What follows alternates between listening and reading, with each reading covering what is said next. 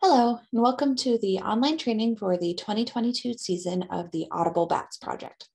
My name is Sarah Rose, and I will be your volunteer coordinator.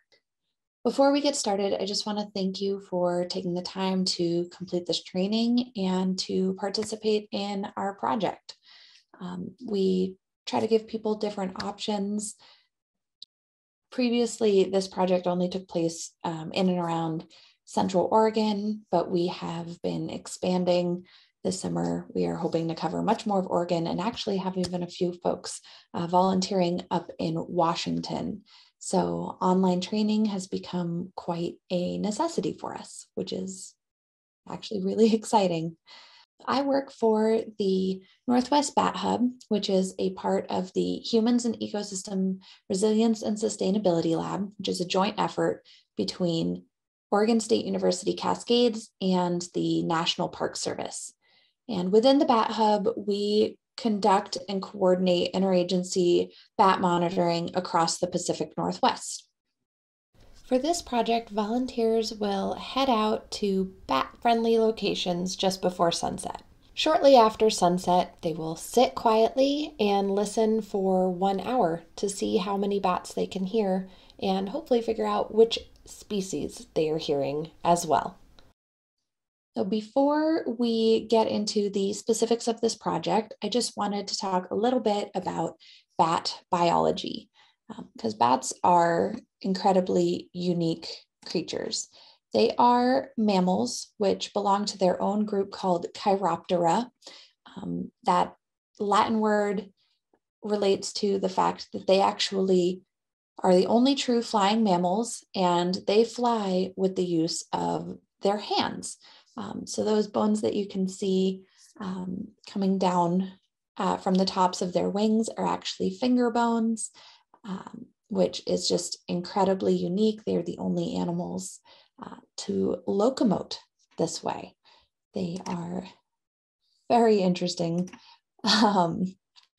And here in the Pacific Northwest, if you've seen bats, they've probably been small little blurs whizzing past you, maybe as you've sat by a pond or by cliff face at sunset. So you may have this concept that bats are kind of all small and dark and fuzzy, but bats are actually one of the most diverse groups of animals. There are over 1,400 species of bat. They range in size from about the tip of your thumb to a 6-foot wingspan. They come in myriad colors: red, white, black, brown, silver, kind of a pinkish. We've got some with polka dots, and they can have little pig noses or just these really complicated faces or look like little puppy dogs. So they really run the gamut. Around the world, there are just so many very interesting and unique kinds of bats. Here in Oregon, we have about 15 different species, and they are all of the relatively smaller variety known as microbats. Now, all of our bats are also insectivorous and nocturnal. So insectivorous meaning that they eat insects, and nocturnal meaning they are primarily active at night. And being a flying creature that is out after dark requires a sense in addition to vision to rely on for navigation. So bats use echolocation, and this is the process by which they emit sounds, usually very high frequency sounds. Those sounds bounce off of objects and they echo, and the bat hears those echoes and can understand the world around it that way. They can understand and interpret the shape, size, texture, and movement of objects around them using their voice and their hearing, which is actually really convenient for bat researchers like myself. So one of the biggest projects that the Bat Hub participates in is the North American Bat Monitoring Program. This, as the name implies, is a continent-wide effort to understand and locate different bat species and to monitor changes in their populations and their distribution over time. And this is done with these very specialized microphones. You can see a setup in the upper left corner of your screen there. So we set up these specialized microphones across the country, we being bat biologists in general. And these specialized microphones are attached to these very special pieces of equipment, and they record bat echolocation calls. And then we have some fancy software and some humans with some fantastic training who can actually go through and identify different bat species based on their echolocation calls. So a lot of the species produce different kinds of frequencies and patterns to their echolocation. Now you might be wondering why, if you've seen bats flying around, you haven't heard them. Well, that's because bats typically echolocate at a frequency above the range of human hearing. We call this ultrasound. So they are so high pitched that the human ear actually can't hear them, which is pretty cool and really convenient, because there are some places that would be really noisy if you could hear every sound that the bats were producing. You've probably been around a lot more bats than you realize because they are so very quiet most of the time. Now, we have about 15 species of bats here in Oregon, but for this project, we will be focusing on 2 of them, the pallid bat and the spotted bat. Both of these species are considered Oregon Conservation Strategy species.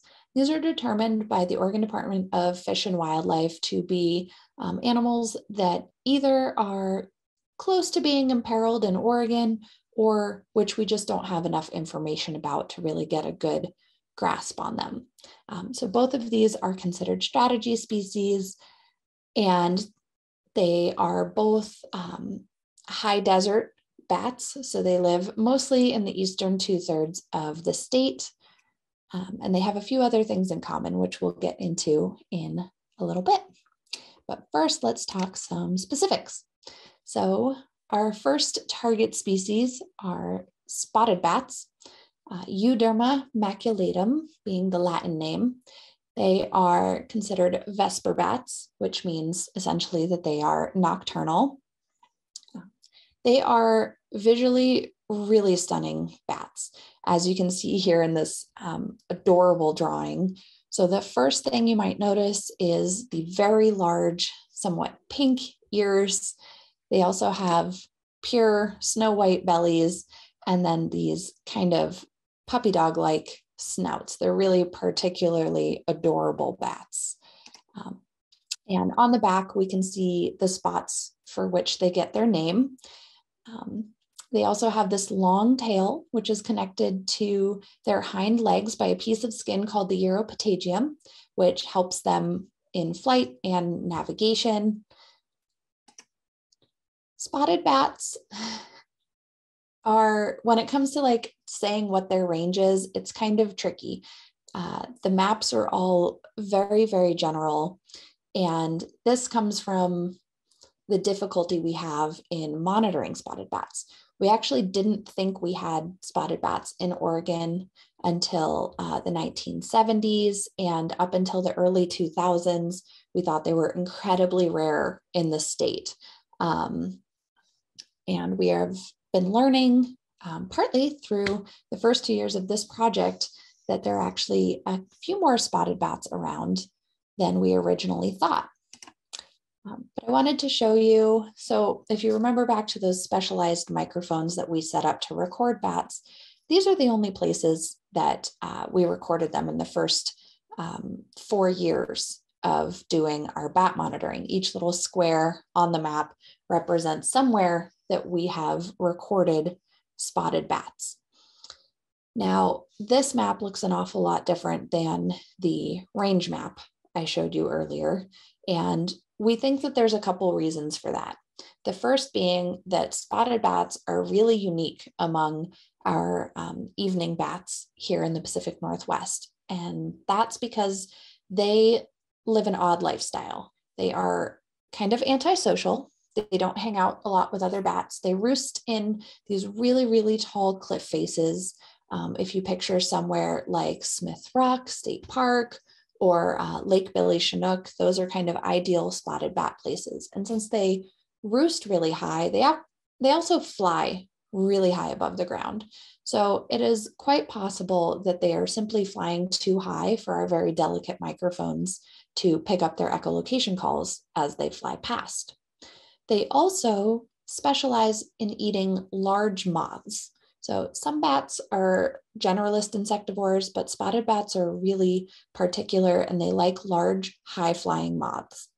They've actually been in this like evolutionary struggle with these moths for a long time, and it has led them to change the frequency of their echolocation calls. They actually have much lower echolocation calls than most other species. And since our equipment is specialized to hear ultrasound, and spotted bats are out there echolocating in just regular sound, we think that it's possible that our microphones are just not well equipped to pick them up. But fortunately, the human ear is.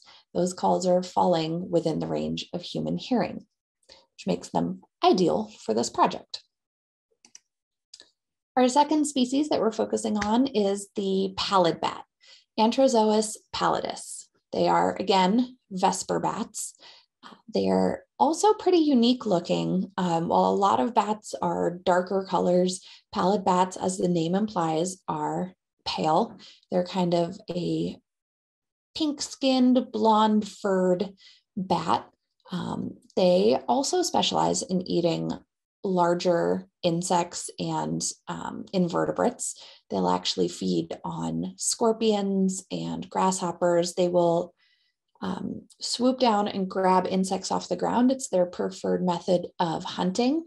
And sometimes they'll even crawl on the ground to snag prey. They're pretty unique and impressive. And being that they like large, tough prey, they have those big, intimidating teeth inside that very smiley face. As you can see, they've got one of those little kind of pig noses. Again, we've got big ears and that very light blonde belly. Now, pallid bat range is just about as complicated as spotted bat range. You'll find conflicting maps, but if you can see the blown up map of Oregon here, this is where we expect to find pallid bats. These are the areas that have the habitat qualities that we believe they need. Pallid bats are more like our other species of bat in that they do actually echolocate in ultrasound. So we generally cannot hear their echolocation calls. And as such, our equipment has picked them up in a lot more places than it has the spotted bats. But what's interesting about pallids is that they will change the sound they make when they are in what we call maternity colonies. So pallid bat mothers will get together in a large group to give birth and raise their pups as kind of a community. And it has been found that as they are entering and exiting these maternity colonies, they're actually making these really low frequency noises that are audible to the human ear. And we believe it's a way for the bats to communicate with one another. These are called social calls. So with regards to this project, if you hear pallid bats, then we will know that you've actually found a maternity colony, which is really important information for a conservation strategy species. We like to know where they are giving birth and rearing their pups, and those are really good places for land managers to protect in the future. It's really important. So, as I've discussed, both of these bats make unique noises. So the spotted bat is echolocating at that lower frequency. And I'm going to play one of those calls for you right now.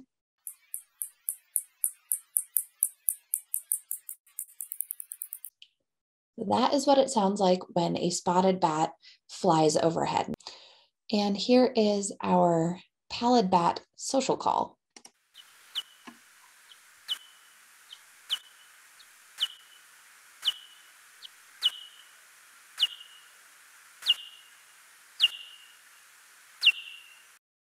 So those are the two noises that you will be listening for as you go out and do your surveys. There's a few other things you'll need to know. So first, what do bats want? How do we find them? So when we're out surveying for bats, we are generally looking for three things. The first being still water. And this is for two reasons. First, bats drink water on the wing. So they actually fly across a body of water, swoop down, take a sip, and swoop back up. And in order to do this safely, they need flat water so they don't get taken under. They're very, very small. They also like to hunt over water bodies a lot of the time because that's where insects hang out. If you can think of sitting by a lake in the summer and the just insane number of mosquitoes, that's pretty much a bat's idea of heaven. So wetlands are another good place to find bats. Cliffs, rocky canyons, really steep rock walls are another good place. Bats love to roost in crevices along these sheer canyons. And then open spaces can also be really good places to find bats, especially the edge of a forest or a meadow full of flowers. These are great places for insects, and they're nice and open, so they're easy for bats to navigate. For this project, we will primarily be focusing on cliffs. First off, cliffs are the only place that you're going to hear pallid bats, because they're the only places that they do their social calls, because they exclusively have maternity colonies in cliff faces, usually towards the top.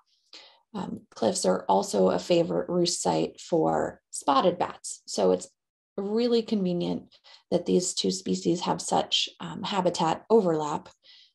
So the tops of cliffs and the bottoms of cliffs are going to be the vast majority of our survey sites. There will be a few sites at still water bodies, especially in the high desert areas where we expect to find spotted bats. So there will be a few of those, but primarily we'll be looking for really, really steep cliff faces for this project. So two examples, as I already mentioned, Smith Rock is a great one. You can hear spotted bats around the park all summer. And then the other photo here is in the Clarno area, which is further out east. But if you think of like Peterskeen Ogden Bridge and Lake Billy Chinook and Fort Rock, these are the kinds of places where you'll be looking and listening for bats. And your participation in this project is going to be broken down into kind of three sections. The first is training, which you're doing right now. I am going to be sending you on a little errand to do an online quiz just to make sure you know what you're listening for and you know how to be safe when you're out in the field. Then you're going to go through and select where you want to do your surveys. There's going to be two options for how to select your sites. I have an interactive map set up for you, and you can go through and look at different areas. The individual sites have information on driving and hiking difficulties. We have everything from, driving just on pavement to having to go 15 miles down a rocky road.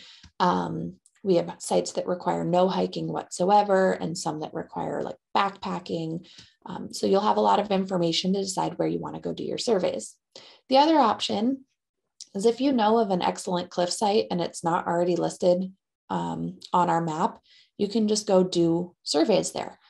We are trying to expand, and I do not necessarily have time to scan every square mile of Oregon for good cliff faces. So if you know of one and it has public access, we would be just ecstatic if you would go survey that. And then we'll have that location information for next year, and we can send other folks, or you can go back out for us. And then the third part of the process is, of course, the data collection. And this is structured so that you'll go out before sunset. You want to get to your site in the light, and then you'll wait for what we call the end of civil twilight. And there'll be a resource for you to find that. It changes over the course of the summer and depending on your location. And then you just sit and listen for 1 hour. And we have an app that you will use to record every time that you hear a bat. And it's pretty straightforward. So the platform that we use for data collection is called SitSci. So once you finish this training, you will be given an invitation to join the project, or you can just search for it and join it yourself if you're really gung-ho. And then once you have an ID and you're part of the project, you'll have access to our data from previous years, and there'll be some other resources on there, links for absolutely everything you might need, including for the site sign-up map. Speaking of which, this is our little walkthrough on that. It's fairly straightforward. We do have a few hundred sites, so it can seem kind of daunting, but there's a lot of really helpful information. I have a layer on the map to show you where the public lands are, so you can make sure you're not accidentally going onto private land. You can change the base map to show you streets or topography or whatever you need to help you get there. So once you have started perusing, what you're going to do is click on this icon right here. That is the sign up icon, and it's going to give you this error message. We can't seem to make that go away, but you can ignore it. It's going to stay there. You can't X out of it. But once you've clicked on your edit icon, you go ahead and select your survey location. And this little pop-up is going to show up. It's going to show you the name of the site, the detection target. Again, that'll usually be a cliff top or a cliff bottom. Who owns the land, the coordinates for it. And then if you scroll down, it's going to give that driving difficulty level, the hiking difficulty, and then the bottom is where you sign up for your surveys. Now, ideally, once you've selected a site, you'll commit to surveying that site once a month for the rest of the summer. However, we know that some of these sites are really remote, and maybe you're just going on a family camping trip and a certain site is convenient for you, but you're not going to be able to get back there. That is totally okay. Sign up for what you can, and if you can't do every month, that is fine. Hopefully someone else will step in, and if not, that's okay too. We're really trying to be very flexible and make this as easy on our volunteers as possible, and any effort you can put in for us is greatly appreciated. So you'll just type in your name for each month at that given site that you're going to survey, and then it's done. And if you would like, after you've done your survey, if you notice that the driving difficulty or the hiking difficulty was inaccurate, you do have access to go ahead and change those, which would really help out future volunteers. So please feel free to do that. All right, so that's the majority of the prep work. The last bit is figuring out civil twilight. So that's pretty simple. There's going to be a link to a website called timeanddate.com. And what you do is put in a location and then select a date up on the slider. Select a date up here. And then once you've locked in that date, you go here, you look for the end of civil twilight. So on this day, it's 9:26 p.m. So that would be the time that you begin your survey, and your survey would end at 10:26. Or if you're really enjoying yourself and there's a bunch of bats out and you want to keep going, you can always go later. But we do ask for a minimum survey time of 1 hour.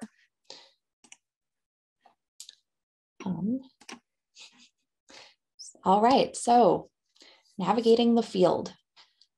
I'll preface this section by saying that I am very focused on safety. I am a little notorious around my office for this, so bear with me if some of this stuff seems really common sense. We have volunteers of all outdoorsiness levels participating, and we just want to make sure that everyone knows what they're getting themselves into and knows how to be safe in what we call the backcountry. Not all of you will be in the backcountry, but some of you will.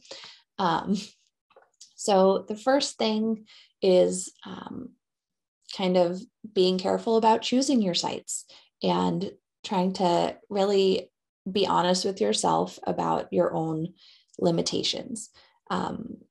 As I mentioned, you'll be arriving to your sites before dark. That's kind of a requirement, but you will be leaving your sites when it is fully dark outside. So keep that in mind when you're deciding how difficult of a hike you're willing to do, or how far even from your car you're willing to go. It can be a little unnerving sometimes hiking around in the dark. It's something that you have to kind of get used to. So we just want to make sure you don't need to push yourselves for this project. Some folks are already really comfortable being in the outdoors at night, and some aren't, and that's totally fine. Like I said, we have lots of different options. We've got surveys in city parks and things just right off of highways. So don't push yourself for our sake. We'll find the bats. The second one is pretty straightforward. If it's raining or if it's super windy, and especially if there's like thunder and lightning, do not go out and do a survey. This is for a couple reasons. The first one is safety. The second one is bats are really small, and they are in fact quite fuzzy. And so when it rains, they can like double in weight, and it makes it really hard for them to fly. When it's really windy, it makes it difficult for them to fly. So there's just no need for us to be out surveying in inclement weather. Just as you need to know your own limitations, please do keep in mind the limitations of your vehicle. That roads out in the high desert can be pretty rough and rocky. So don't put yourselves at risk of a flat tire or a scraped undercarriage. Just keep those things in mind. Also, driving around just after dark, there can be a lot of wildlife out and about, and sometimes a surprising number of people. So just be cautious when you are navigating after dark, especially down like windy roads or those high desert roads. Just be careful. Additionally, we have talked now a few times about the fact that our target species both like cliffs, which does mean that a lot of our survey sites are at the top of cliffs. So again, getting to your gate when it's still daylight is very important. You need to kind of check out the area, make sure you've got the lay of the land, you know, where the potential tripping hazards are, and get yourself situated no closer to the edge than you feel comfortable. You don't need to be dangling your feet over the edge of a cliff to do your survey. You will hear the bats from a few feet back. So just don't make yourself uncomfortable. Do what feels right for you. You will most likely hear the bats. They're going to be flying parallel to the tops of those cliffs. So you don't need to be right up on them, right up on the edge. Now, most of you are Oregonians. You've been here probably for at least one fire season, so you know that it is no joke. We will be surveying during the height of fire season. So we need to be very careful. I will be checking the fire maps on a very regular basis. And if it looks like you're signed up for a survey in an area that's at risk or is currently on fire, I'm probably going to reach out and ask you to go somewhere else or amend your plans.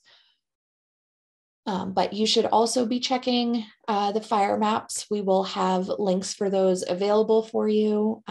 Just, you know, take your safety into your own hands on that front. And then there's a little bit to be done when you're actually out in these desert ecosystems. The number one thing to avoid is parking your car in dry vegetation. So whenever you park your car, you want to make sure that under it is completely clear, because the heat of an engine can ignite dry grass and shrubs and things like that. If there's nowhere particularly clear to park, you park your car and maybe just pull some of the dead vegetation out from underneath it. So just be cautious with that. I always like to park my car so that I can leave quickly if I need to. So I'll face it in the direction of my exit. It also is really nice to get that situated and turned around when it's light out, when you're leaving for your survey instead of when you're coming back from it in the dark. Additionally, I want to make sure you all feel supported and comfortable. So if you would like someone to check in and out with for these surveys, I will 100% be that person for you. The way this works, you all will have my phone number. And if you want me to be your check-in person, you just let me know. The night of your survey, you're going to text me. You're going to tell me what site you're going to and what time you expect to be back. And I will set a little reminder in my phone. And if I haven't heard from you within about a half an hour of your expected return time, I'm going to start trying to reach out and just make sure that you are okay. It is always a good idea if you're going into more remote areas that at least one person knows where you're headed. Just as a safety thing, it's what we do as professional wildlife researchers, and it's what I would recommend you all do as well. So if you want me to be that person, again, I will absolutely be that person. I won't be as intense as, say, your mom, but I will absolutely be keeping an eye on you. So again, I know a lot of you are probably familiar with navigating in areas without cell service, but just in case you're not, Google Maps can be a really good resource. Once you've signed up for your survey and you have those coordinates, you can send them to your phone, and then you can go through the process of downloading an offline map, and then you have this local area map that will help you to navigate to your point. Having those actual coordinates will be very important because a lot of these locations won't necessarily be right on a road. So you're going to need those details to navigate to your site.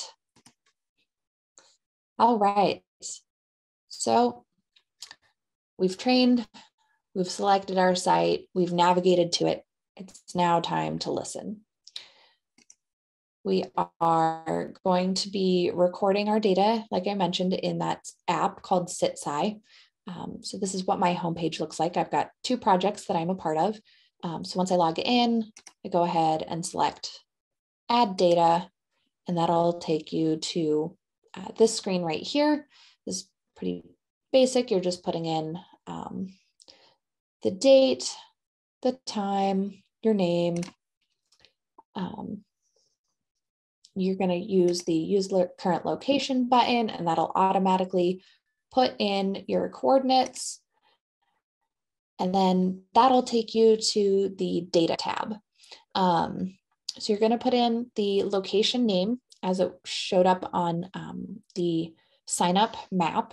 And then for observer names, you're going to put any trained volunteers who are conducting the survey that evening. So say you and your buddy both are trained volunteers and you're going to go listen together, you put both of your names.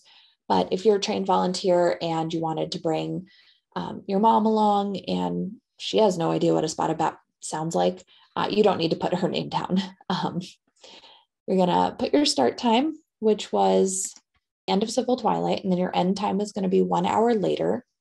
And then you're going to put your detection target, and then you'll scroll down and that'll take you to the species section. So you'll have a little drop down. You select the species of bat that you hear. Again, you'll only hear pallid bats if you are by cliffs, and you'll hear spotted bats in a greater variety of locations. And if you're not sure which which bat you're hearing, you can go ahead and make a note about that in the notes section. You select your species, and then you're going to input the number of individuals. The vast majority of the time, the number of individuals is going to be 1. The only time I want you to put 2 or more is if you can very simultaneously and very distinctly hear 2 individuals on opposite sides of you. Bats can fly pretty fast, and it can seem like there's a bunch of them, especially if they fly in circles. So unless you're hearing them simultaneously in different directions, just go ahead and put 1. And then you'll go ahead and put the observation time, so the time that you first started hearing the bat. Once you've input your first observation, you go ahead and click on this plus, and that will create another field in which to put your next observation. And here we select spotted bat. We have 1 individual, and we put the time. This is what a typical observation will look like. You'll probably be hearing more spotted bats than pallid bats because they're always echolocating at that low frequency. They're a little bit easier to find this way. Once you are done with your survey for the night, you're going to go ahead and scroll to the very bottom and click Save. And that will take you to this screen.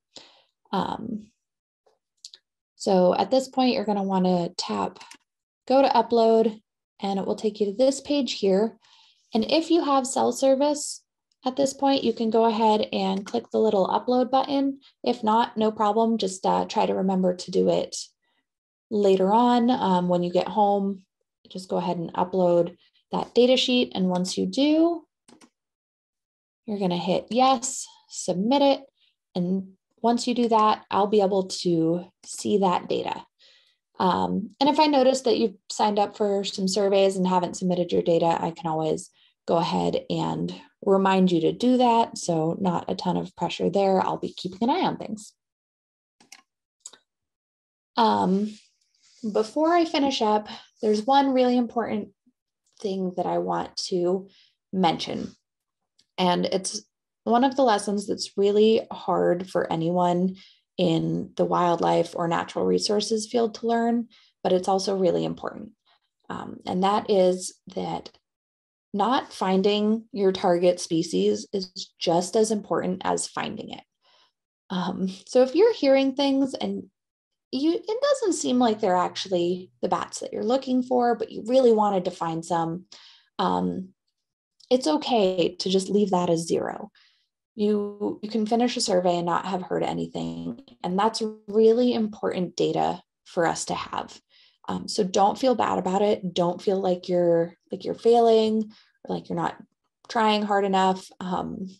We need to know where the bats aren't just as much as we need to know where they are. So just please keep that in mind as you go through your surveys. And again, just thank you all so much.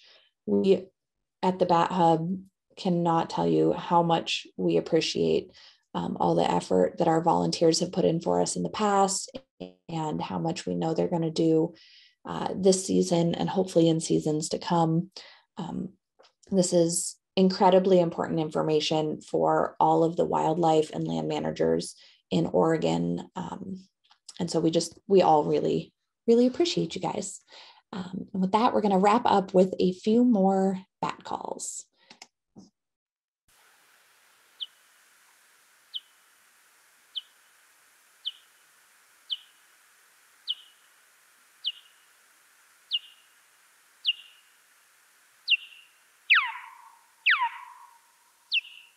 So do you know which species that was?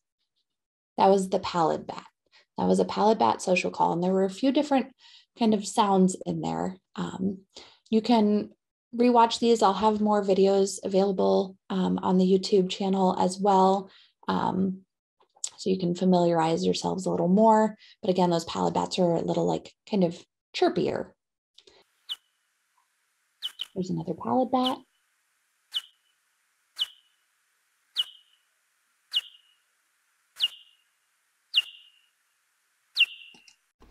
Here is a spotted bat call.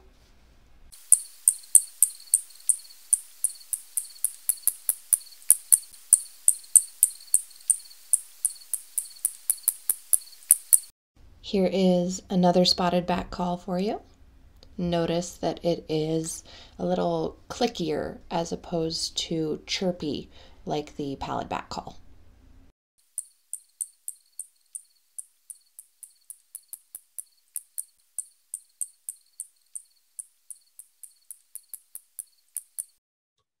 All right. Thank you so much, everyone. Let me know if you have any questions whatsoever, or if you just want to chat bats.